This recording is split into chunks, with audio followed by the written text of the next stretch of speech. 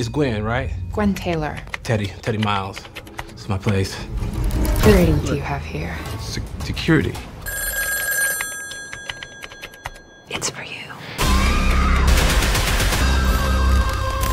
Film ini diawali dengan memperlihatkan seorang wanita bernama Gwen yang sedang dalam perjalanan menuju sebuah motel bernama The Alta dengan mengendarai mobil.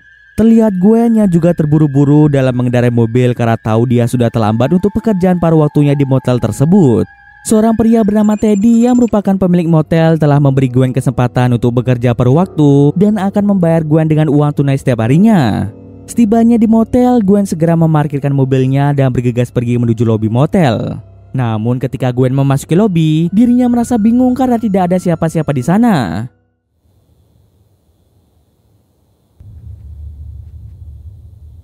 Hello? Gwen memutuskan untuk berkeliling motel berharap dapat menemukan keberadaan Teddy. Sampai pada akhirnya Gwen melihat ada sebuah kamar bernomor 18 yang pintunya sedikit terbuka. Merasa penasaran, Gwen pun memasuki kamar tersebut dan ternyata kamar itu tidak ada penghuninya. Ketika ingin kembali menuju lobi, Gwen dikejutkan dengan kehadiran Teddy yang baru saja selesai membersihkan salah satu kamar. Gwen pun meminta maaf pada Teddy karena dirinya datang terlambat. Di sana mereka pun saling berkenalan karena sebelumnya mereka hanya berbincang lewat telepon. Teddy merasa berterima kasih kepada Gwen karena telah datang di waktu yang tepat. Sebentar lagi Teddy harus pergi berkencan dengan pacar barunya sehingga dia tidak bisa menjaga motelnya malam ini. Kehadiran Gwen tentunya akan sangat membantu Teddy menjaga motelnya dikala Teddy sedang sibuk di luar. Sebenarnya Teddy memiliki teman bernama Carmen yang seharusnya berjaga malam, tapi karena anaknya sedang dalam kondisi sakit, dia pun mengambil cuti selama beberapa minggu sampai kondisi anaknya membaik. Saat tengah berbincang, tiba-tiba saja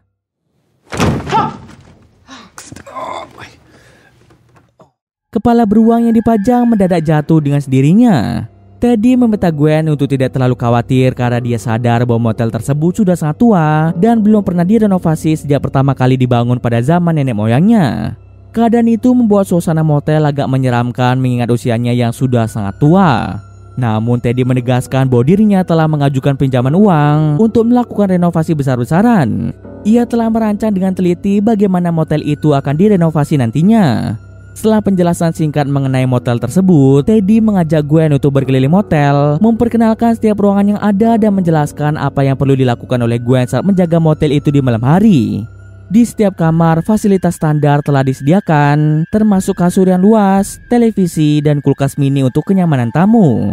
Harga sewa per kamar dihargai $91, tapi tidak dengan kamar bernomor 13 yang hanya dihargai $45 saja, setengah dari harga kamar-kamar lainnya. Teddy menjelaskan kepada Gwen bahwa harga murah tersebut disebabkan oleh tahayul terkait nomor kamar tersebut. Teddy meminta Gwen untuk membersihkan kamar nomor 8 karena tidak ada waktu bagi Teddy untuk membersihkannya setelah tamu sebelumnya baru saja selesai menginap. Setelah memberikan instruksi tersebut, Teddy mengajak Gwen ke ruangan yang digunakan untuk menyimpan keperluan para tamu seperti handuk bersih, perlengkapan mandi, alat-alat kebersihan, dan masih banyak lagi. Teddy memperingatkan Gwen untuk selalu mengganjal pintu dengan batu bata yang telah disediakan karena ruangan itu hanya bisa dibuka dari luar. Supply room. Oh, don't forget. Fuse box right over here. Linens are kept up here. Towels. Di saat sedang berkeliling, Gwen merasa tertarik dengan kolam renang yang sudah tidak terpakai karena mengalami kebocoran. Teddy menjelaskan bahwa ia belum sempat memperbaiki kebocoran tersebut sehingga membuat kolam renang tidak bisa digunakan untuk sementara waktu.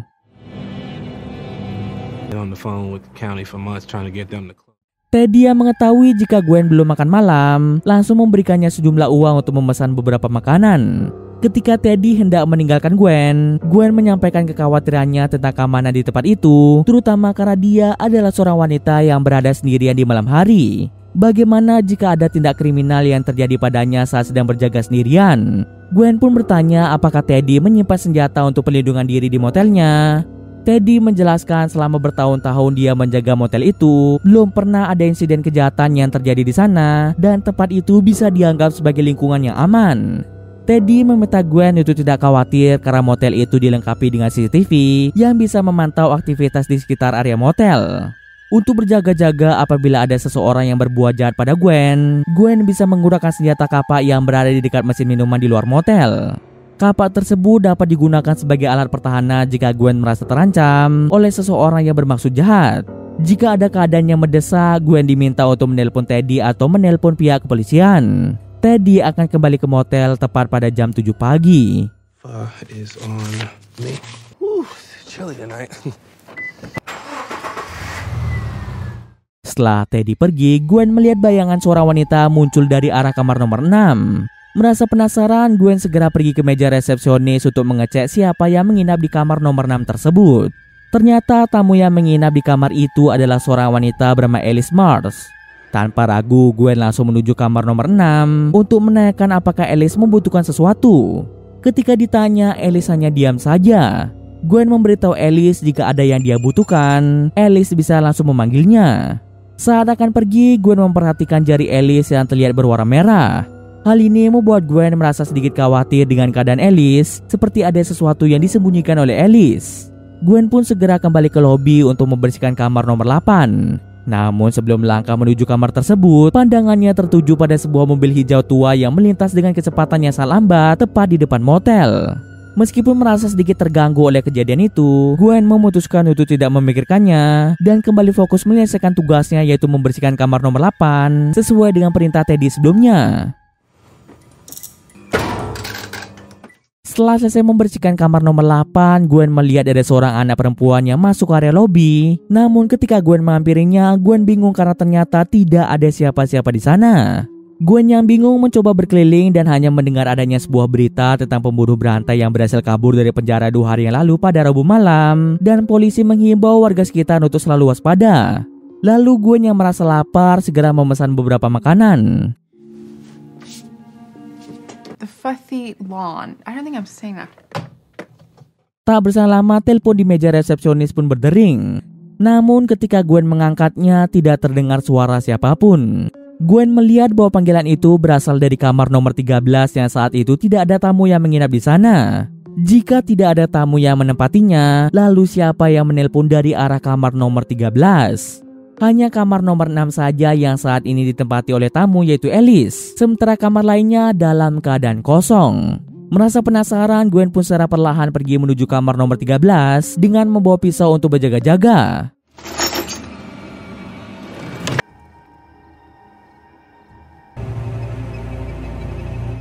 Saat masuk ke dalam sana, penerangan sama sekali tidak bisa dihidupkan kecuali bagian kamar mandi.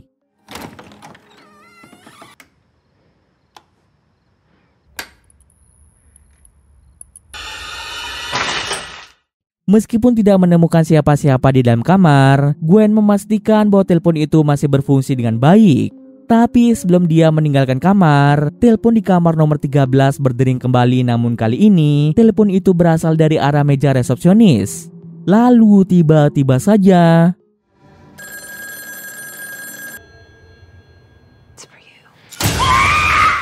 Gwen seketika terkejut melihat hantu seorang wanita. Teriakan Gwen pun didengar oleh Alice, tamu yang sedang menginap di kamar nomor 6. Kedatangan Alice ke sana ternyata hanya ingin meminta tolong pada Gwen untuk mengganti alat pengering rambutnya yang rusak.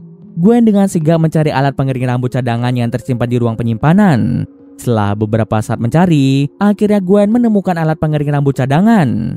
Namun ketika dia hendak memberikannya kepada Alice, tiba-tiba Alice tersandung oleh batu bata yang digunakan untuk mengganjal pintu, yang menyebabkan pintu tersebut tertutup secara tiba-tiba. Gwen menyadari bahwa pintu itu hanya bisa dibuka dari luar, sehingga membuat mereka terjebak di dalam ruangan tersebut. Alice mencoba berteriak sekuat tenaga berharap ada orang lain yang bisa membuka pintu itu. Namun Gwen menjelaskan bahwa tidak ada tamu lain yang menginap di sana kecuali Alice. Di saat sedang pasrah dengan keadaan mereka, beruntung seorang pengantar makanan yang sempat dipesan oleh Gwen tiba di tempat itu. Mereka pun meminta tolong padanya untuk membuka pintu tersebut. Kebetulan makanan yang dipesan Gwen telah tiba. Gwen pun mengajak Alice untuk makan malam bersama-sama. Keduanya pun duduk bersama dan mulai berbincang satu sama lain. One time, Hobby Kittredge gave me a hickey and she grounded me. There are bad people out there doing bad things. Yeah, I get it. Alice membagikan cerita tentang alasan dirinya memilih menginap di tempat tersebut yang ternyata terkait dengan masalah ibunya yang selalu mengekang tindakan Alice. Ibunya melarang Alice melakukan segala hal mulai dari mengecat rambut hingga pergi berpesta bersama teman-temannya. Semua keputusan yang diambil oleh Alice selalu bertentangan dengan keinginan ibunya. Alice menjelaskan tentang tangan merahnya yang sempat dilihat oleh Gwen tadi akibat usahanya yang mencoba mewarnai rambut. Karena hidupnya selalu dikekang oleh ibunya, Alice memutuskan untuk kabur dari rumah. Gwen mencoba memahami perasaan Alice dan berpendapat bahwa alasan ibu Alice mengekangnya sebenarnya memiliki tujuan yang baik, yaitu ingin melindungi Alice dari segala sesuatu yang tidak diinginkan. Gwen juga bercerita tentang ibunya yang memiliki sifat serupa dengan ibu Alice, selalu bersikap tegas dan mengekangnya. Namun Gwen menyadari alasan ibunya melakukan hal itu bertujuan untuk melindungi Gwen. Wajar bagi seorang ibu untuk mengekang anaknya apabila melakukan tindakan yang salah, karena semua itu adalah wujud kasih sayang seorang ibu. Namun perbedaannya adalah ibu Gwen telah meninggal beberapa tahun yang lalu, membuat Gwen merasa kehilangan kasih sayang seorang ibu. Gwen menyarankan Alice untuk kembali pulang ke rumah ibunya dan memperbaiki hubungannya dengan ibunya selagi masih ada kesempatan. Gwen juga memperingatkan Alice tentang bahayanya berada di jalanan, terutama karena Alice adalah seorang wanita. Hal-hal buruk bisa saja terjadi pada Alice, dan Gwen berharap Alice mempertimbangkan keputusannya untuk kembali ke rumahnya demi keselamatan dirinya sendiri. It's my mom. Yeah, my mom was the same way. I just think you should reconsider. She's probably trying to reach me now. Gwen kemudian keluar sebentar untuk mengambil minuman di mesin minuman. Tiba-tiba saja mobil berwarna hijau tua datang kembali sehingga membuat Gwen merasa ketakutan. Mobil itu terus saja berputar-putar di sekitar motel tanpa arah dan tujuan yang jelas.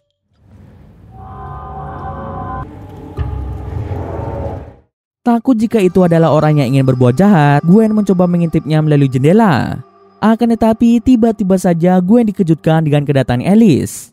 I'm gonna go and try this out on my phone, see if Karena Alice sudah merasa lelah, Alice ingin beristirahat di kamarnya. Gwen meminta Alice untuk selalu mengunci pintu kamar sebelum tidur, mencegah terjadinya hal-hal yang tidak diinginkan. Setelah Gwen membersihkan kekacauan yang terjadi, tiba-tiba saja datanglah dua tamu bernama Warner dan Lucy. Warner dan Lucy tertarik untuk memesan kamar hanya untuk beberapa jam saja karena mereka terpesona oleh suasana kuno dan unik dari interior motel tersebut. Meskipun begitu, Gwen dengan tegas menjelaskan bahwa kebijakan motel tidak memperbolehkan penyewaan kamar hanya untuk beberapa jam, melainkan tamu harus menyewa kamar untuk setidaknya 1 malam penuh. Walaupun telah mengetahui kebijakan motel yang tidak memperbolehkan mereka menyewa kamar hanya untuk beberapa jam, Warner tetap akan membayar seharga kamar tersebut. Bahkan Warner sampai-sampai rela mengeluarkan uang lebih untuk bisa menginap di sana selama beberapa jam saja. Stop in a seedy motel just like they do in the movie. Like I could book you into a cabin for the night. Pay the girl. It's not about the money, Bird. You know what? Why don't you just take 200? Like I said. Gwen pun langsung memberikan Warner kunci kamar nomor 2. Gwen yang merasa penasaran dengan apa yang dilakukan pasangan tersebut mencoba mengintipnya dan ternyata mereka sedang memainkan peran dengan brutal. Kemudian Gwen memutuskan untuk menjelajahi kolam renang yang sudah lama tidak terpakai. Saat berada di sana, dia melihat adanya lubang kebocoran yang terlihat sangat mencurigakan. Meskipun pegangan kolam itu sudah sangat rapuh, Gwen berniat untuk melihat lubang itu dari dekat. Namun sayangnya pegangan itu tidak mampu menopangnya sehingga membuat Gwen terjatuh ke dalam kolam tersebut.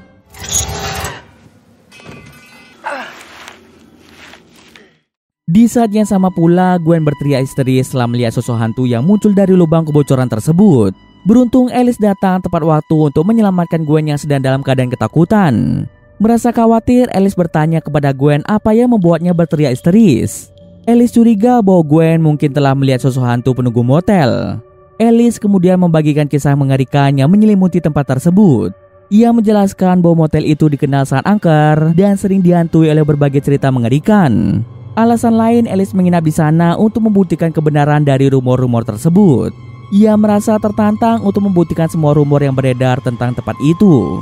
Lalu Gwen mendengar suara dari arah luar yang ternyata berasal dari Warner dan Lucy yang ingin meninggalkan motel. Gwen pun sempat bertanya kepada Alice tentang mobil hijau tua yang seringkali melintas di sekitar motel itu. Beberapa kali Gwen telah melihat mobil itu berlalu lalang di sekitar motel dan hal itu membuatnya merasa cemas dan takut. Gwen pun seketika teringat dengan masa lalunya di mana seorang pria bernama Walton Gray yang dengan tega membunuh ibu dan adik-adiknya. Gwen sendiri hampir menjadi korban dalam kejadian itu, namun beruntung Gwen berhasil melakukan perlawanan sehingga Gwen menjadi satu-satunya orang yang selamat dari insiden tersebut. Walton ditangkap oleh pihak kepolisian dan dijebloskan ke penjara. Namun kekhawatiran Gwen kembali muncul ketika dia mengetahui bahwa 2 hari yang lalu Walton berhasil melarikan diri dari penjara. Mendengar kabar tersebut membuat Gwen merasa cemas dan khawatir karena mungkin saja pengendara mobil hijau yang berlalu lalang di sekitar motel itu adalah Walton yang kini sedang mengincar dirinya. Mendengar cerita Gwen, Alice menyarankan agar Gwen segera menelpon pihak kepolisian untuk meminta pengawasan di sekitar motel demi keamanan Gwen. Setelah mengetahui bahwa Walton telah melarikan diri dari penjara, tindakan ini sangat penting dilakukan untuk mencegah terjadinya hal-hal yang tidak diinginkan. Sebelum Gwen kembali ke meja resepsionis, Alice berencana untuk meninggalkan motel pada pagi hari dan kembali ke rumah ibunya atas saran dari Gwen sebelumnya. You said you haven't been sleeping a lot lately, and I thought about what you said. I'm going home in the morning. Then I want you to stay inside, all right? Saat Gwen tiba di meja resepsionis, Gwen melihat monitor CCTV yang menunjukkan sesuatu yang mulai mendekat ke arahnya secara perlahan.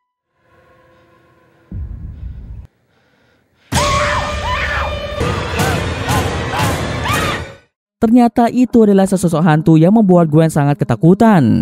Tanpa ragu, Gwen segera menelpon Teddy dan menyatakan keinginannya untuk berhenti dari pekerjaan tersebut karena merasa bahwa motel itu berhantu. Namun Teddy dengan tegas menyangkal adanya keberadaan hantu di motelnya. Selama bertahun-tahun menjaga motel itu, Teddy tidak pernah menyaksikan kehadiran sosok hantu seperti apa yang dikatakan oleh Gwen. Tetapi Gwen tetap tidak yakin dan tidak percaya sepenuhnya dengan semua yang diucapkan oleh Teddy. Baginya, Teddy telah menyembunyikan sesuatu yang tidak dia katakan padanya. Ghosts, Teddy. Okay, it's just not. You're lying to me. I'm not lying, I swear. Gwen, come on now. I am done. Don't do that. Don't do that. Tiba-tiba terdengar suara bel dari arah meja resepsionis mengingatkan Gwen akan tugasnya untuk melayani tamu. Ternyata di balik suara bel tersebut ada seorang pria yang berdiri di depan meja resepsionis tanpa ingin menyewa kamar. Meskipun pria itu tampaknya biasa-biasa saja, Gwen merasa curiga dengan gerak-geriknya.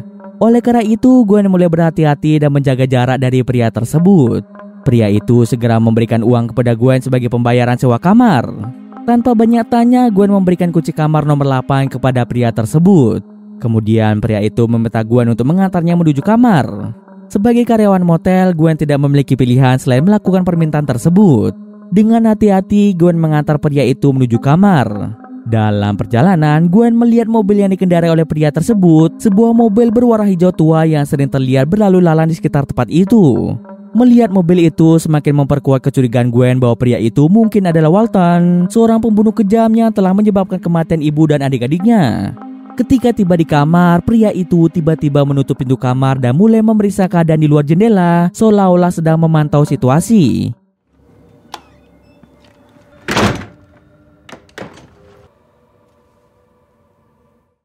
Kesempatan itu digunakan oleh Gwen mengambil gunting yang kebetulan ada di kamar itu untuk melawan pria tersebut sebelum pria itu berhasil melukainya.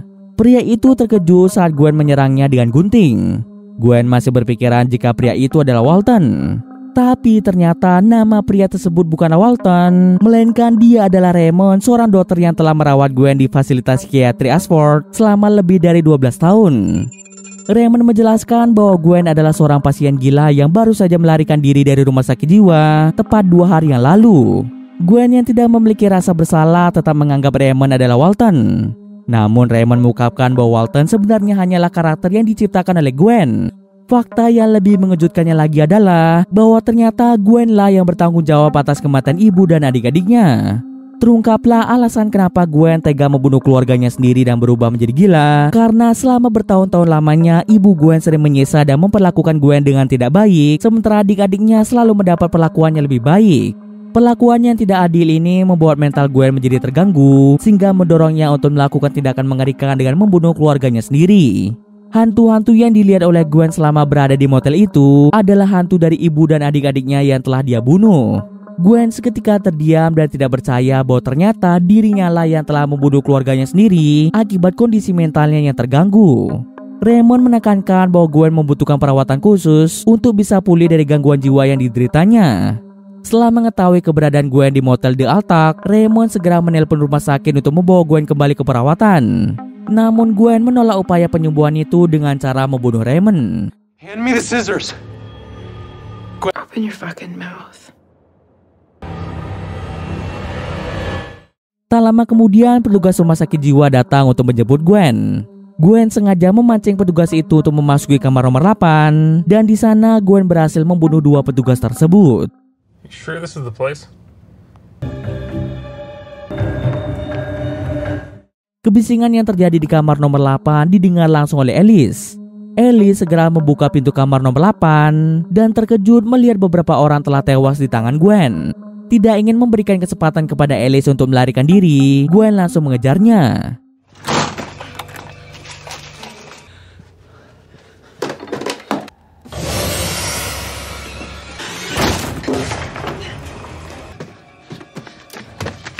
Namun upaya pelarian Alice sia-sia karena Gwen berhasil menangkap Alice dan membunuhnya dengan sadis.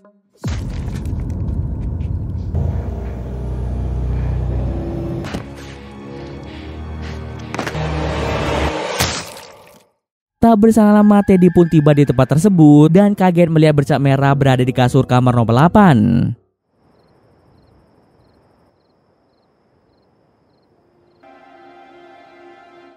Dengan perasaan bingung dan khawatir, Teddy mencari-cari keberadaan Gwen, yang ternyata Gwen sedang berada di kolam renang. Tanpa mengetahui apa yang telah terjadi di tempat itu, Gwen pun tega membunuh Teddy. 1 tahun pun berlalu dan suasana di motel The Altax sudah mengalami perubahan besar.